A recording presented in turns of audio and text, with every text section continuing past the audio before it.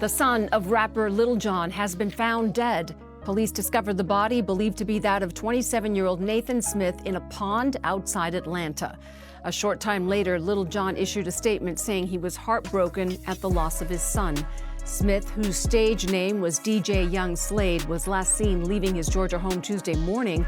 Police say he may have been disoriented at the time. They also say at this point, there's no indication of foul play. And I send my condolences to Lil Man, nephew, man. We were just on Family Feud together, all of us. Lil Jon was back on top of the world until his worst fear became real. One minute his son was here, building his own name. The next, he was gone, missing without a trace. No phone, no shoes, no clear explanation. And now people who once moved funny around Lil Jon are suddenly speaking softly, offering sympathy, and hinting that there's more to this story than what's being officially said. This isn't just a sad headline. It's a situation filled with questions that won't settle down. If you know anything about Lil Jon, then you know he's not new to this industry. He helped shape a whole era of hip-hop, turning crunk into a movement and dropping some of the loudest, most unforgettable party tracks ever made. The man built energy from scratch and turned it into a legacy. Not long ago, he was on one of the biggest stages in the world, performing at the Super Bowl 58 halftime show with Usher in 2024. That's not a small moment, that's global. His career had caught a second wave, fresh projects, new momentum, real excitement around his name again. Everything seemed to be lining up perfectly. Then out of nowhere, life hit pause in the most devastating way possible. No fame, no success, no amount of applause can prepare a father for losing his son. And the way this all unfolded, it left people stunned and asking questions that still don't have clear answers. The young man at the center of this is Nathan Smith, professionally known as DJ Young Slade, the 27-year-old eldest son of Lil Jon and his estranged wife, Nicole Smith. And let's be clear, Nathan wasn't just living off his father's spotlight. He was building his own lane. Born April 30th, 1998 in Decatur, Georgia, right in the Atlanta metro area, Nathan was raised around music from day one. And that's not just a nice way of putting it. As a toddler, barely walking, he actually contributed vocals to Lil Jon and the East Side Boys' 2000 club hit Bia Bia. Imagine that. Before tying his own shoes, he was already on a record. As he grew older, the passion only grew stronger. Around age 10, after watching his father control a crowd from the DJ booth at an after-party for the Trans World Skateboarding Awards, something clicked. That moment shifted his direction completely. Lil Jon downloaded Serato for him, set him up with turntables, gave him the basics, and let him figure things out on his own. By 12 or 13, Nathan had graduated from the Scratch DJ Academy in Los Angeles, one of the youngest in his class. Not long after, he spent a year touring as a DJ for then Disney star Zendaya. For a naturally quiet kid, that experience helped him grow into his own confidence on stage. And the bond between Nathan and Lil Jon, that was deeper than music. Nathan even tattooed his dad's signature on his body. I even got a tattoo of his signature. It was like something ironic for me because it's like, you know, it's just my dad, but I had to get the signatures like him. And I was talking about the anger management tour. It was like 2004. I was like, what, like 5, 6, something like that. To the world, Lil Jon was a high-energy icon. But to Nathan, he was simply dad. On stage, it was chaos and hype. At home, it was just father and son, sharing simple moments, far away from flashing lights. At home, it wasn't flashing lights and packed arenas. It was video games on the couch and quiet family time. That's the kind of young man people say the world just lost. Nathan Smith didn't just grow up around greatness, he worked for his own. He graduated from New York University's Tisch School of the Arts, Clive Davis Institute of Recorded Music in May 2020, focusing on audio engineering and production. That's not an easy program to slide through. That's real dedication. After graduation, he started stacking credits the right way. In 2021, he co-produced Get It Girl by Sweetie, which landed placements on HBO's Insecure and even a Beats headphones campaign. He also worked on Ice Cube's 2024 album Man Down, contributing to Talkin' About These Rappers. Then he appeared on Season 2 of MTV's Family Legacy, which premiered on Paramount Plus in March 2025. Step by step, he was building a resume that stood on its own. By all appearances, he was doing everything right, carving his own lane, making his father proud, growing into his own name. And then February 3rd, 2026 changed everything. That morning, Nathan was reported missing after leaving his home in Milton, Georgia under unusual circumstances. Around 6 a.m., he reportedly walked out on foot. No phone, no wallet, no shoes, no keys, nothing. Officials later suggested he may have been disoriented and possibly in need of assistance. They even noted he may not have had proper clothing or belongings with him. Something caused this 27-year-old man to leave his house in the early hours with no essentials at all. And police in Georgia say rapper Lil Jon's 27-year-old son, Nathan Smith, was found dead in a pond. Smith, also known as DJ Young Slade, was reported missing Tuesday morning after being seen running out of his home. Officials say his cause of death is still to be determined, but so far there are no signs of foul play. Lil Jon says he and Smith's mother are extremely heartbroken for the loss of their son. And that's where the questions start piling up. A multi-agency search began immediately. For 3 days, there were no answers. Then on February 6, 2026, at approximately 11:53 a.m., divers with the Cherokee County Fire Department recovered a body from a pond at Mayfield Park, not far from his home. It was later confirmed to be Nathan Smith. Just like that, DJ Young Slade was gone at 27. Authorities stated there was no immediate indication of outside involvement. Still, the Milton Police Department's Criminal Investigations Division said the case would remain open and active. No detailed findings have been released publicly, no full explanation, just a timeline that to many observers feels incomplete. A young man leaves home suddenly and is discovered days later in a nearby pond. That's the official outline, but naturally people are left wondering. To really understand why this story has people talking, some believe you have to look at Lil Jon's history, not as proof of anything, but as context. Because Lil Jon, born Jonathan H. Smith on January 17, 1971 in Atlanta, Georgia, didn't just stumble into fame. He built it. Raised in Southwest Atlanta as the oldest of 5, he came from a structured household. His father was an aerospace engineer with military experience. This wasn't a background rooted in chaos. It was discipline and support. At Frederick Douglass High School, he joined the marching band and started DJing at 15, throwing basement parties that became local favorites. After graduation, he worked his way into Atlanta's music scene and eventually became an A&R executive at Jermaine Dupri's So Def Recordings, rising to executive vice president of A&R. Then in 1995, he formed Lil Jon and the East Side Boys with Big Sam and Lil Bo. That's when crunk exploded onto the scene. By 2002, Kings of Crunk went multi-platinum under TVT Records. Crunk Juice followed in 2004 with the same impact. As a producer, Lil Jon helped create some of the biggest records of the decade, including Usher's Yeah, which won a Grammy in 2005. He worked with Ciara, the Yin Yang Twins, Petey Pablo, the list goes on. But success at that level doesn't come without tension. TVT Records, led by Steve Gottlieb, faced accusations from multiple artists, including Lil Jon and Pitbull, over royalty disputes and promotional issues. Lil Jon has spoken about those conflicts publicly. He kept his tone measured, but you could hear there was history there. On the surface, it sounded resolved. But when you listen closely, some say you can still hear the weight of what he went through. Here's the part people don't always talk about.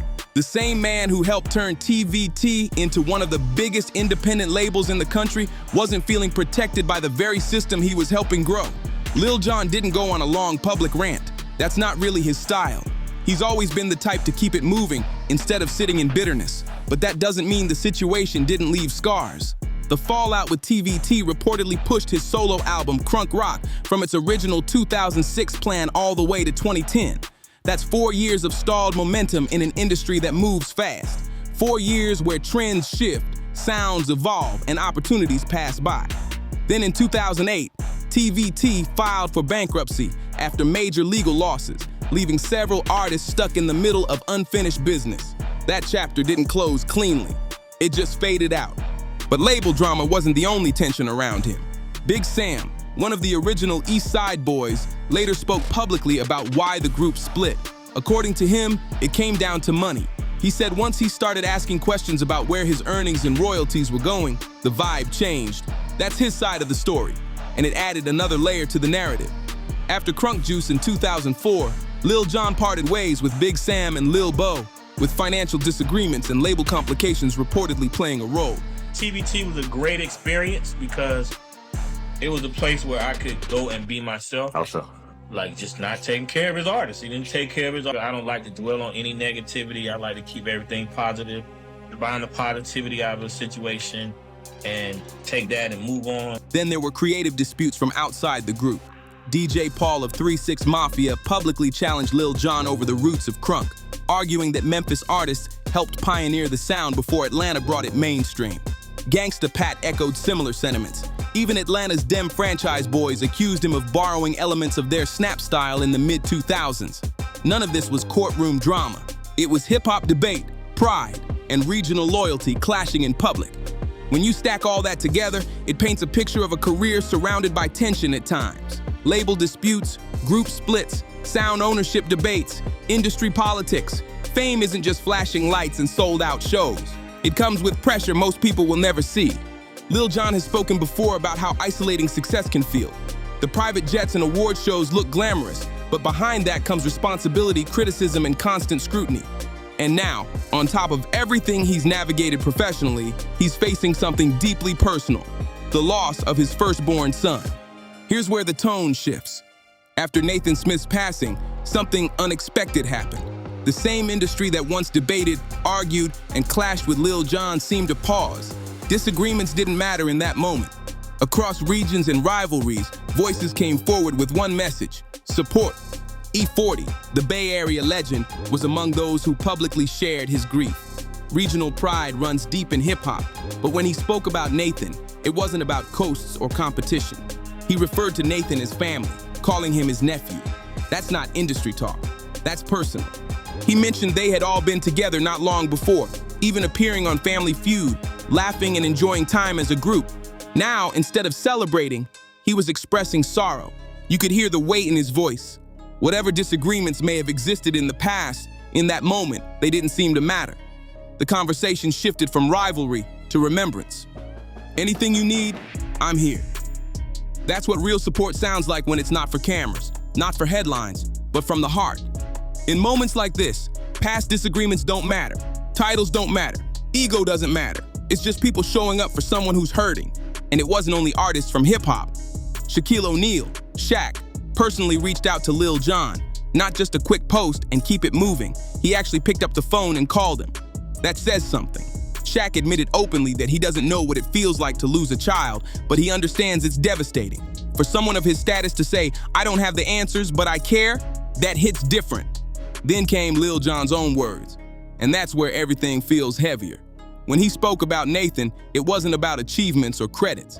It wasn't about DJ Young Slade or industry milestones. It was about his son, a father describing his child as kind, loving, and full of heart. That's not branding, that's pain. He shared that in their last moments together, they made sure to express love to one another. Think about that. Not every family gets the chance to say those words out loud before life shifts. That small detail makes this even more emotional. John, his son, Shorty Putt, and Too Short, man, like a few months back. You guys made history together. I know you have so much love for their family. On Instagram, Lil Jon posted a video montage of Nathan from childhood to adulthood with the caption, "This hurts so bad. I love you, son." The response was immediate. Artists, athletes, fans, everyone flooded the comments with support. He also highlighted Nathan's music on Spotify, reminding people that his son had released work after graduating college. Lil Jon made it clear that Nathan built his craft on his own. Even while grieving, he was proud. Across social media, tributes poured in. On X, people shared how heavy this loss felt for the culture. On Instagram, timelines filled with condolences. On TikTok, fans created tribute edits, using clips and photos from different stages of Nathan's life. The message everywhere sounded similar: "We're hurting with you." And that's the part that stands out. When something like this happens, rivalries go quiet. Old arguments don't feel important anymore. People who once debated him showed up simply as human beings offering comfort. But here's where the conversation shifts again. Despite the outpouring of love, there are still questions. Officially, authorities have said there's no indication of outside involvement.